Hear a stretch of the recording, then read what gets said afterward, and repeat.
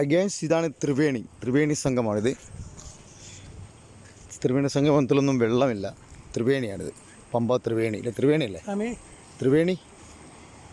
ത്രിവേണി സംഗമമാണിത്. ഇതാണ് ത്രിവേണി. 3 പുഴകൾ ഒന്നിക്കുന്ന സ്ഥലമാണിത്. ഇതാണ് ത്രിവേണി.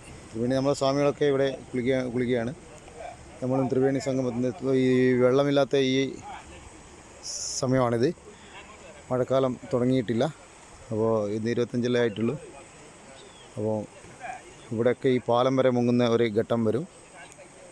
ഈ പാലത്തിൻ്റെ മുകളിൽ കൂടി വെള്ളം പോകുന്ന ഒരു ഘട്ടം വരും. ഇതാണ് ത്രിവേണി സംഗമമാണ്. 3 പുഴകൾ ഒന്നിക്കുന്നതാണ്. ഒന്ന് അവിടെ നിന്ന് അങ്ങനെ വരുന്ന, ഒന്നിങ്ങനെ വരുന്ന 3 പുഴകൾ ഒന്നിക്കുന്ന സംഭവമാണ്. ഇവിടെയാണ് ത്രിവേണി വരുന്നത്. ആ ത്രിവേണിയിൽ കൂടിയാണ് ഇങ്ങനെ ഇത് പമ്പയിലേക്ക്, പമ്പ എന്ന് പറഞ്ഞ ഇതിലേക്ക് പോകണം. പമ്പയാണ് ഒഴുകി പോകുന്നത്. ത്രിവേണി പാലത്തിൻ്റെ ഇപ്പുറത്തോട് തന്നെ പമ്പ ഒഴുകി പോകുന്നത്. ഗേസ് ഓരോന്നിലേക്ക് വരാം. ഇനി കുളിക്കട്ടെ. കുളി കഴിഞ്ഞതിന് ശേഷം നമ്മുടെ മലയാട്ടുന്ന രംഗങ്ങൾ കാണിക്കാം. ഓക്കെ.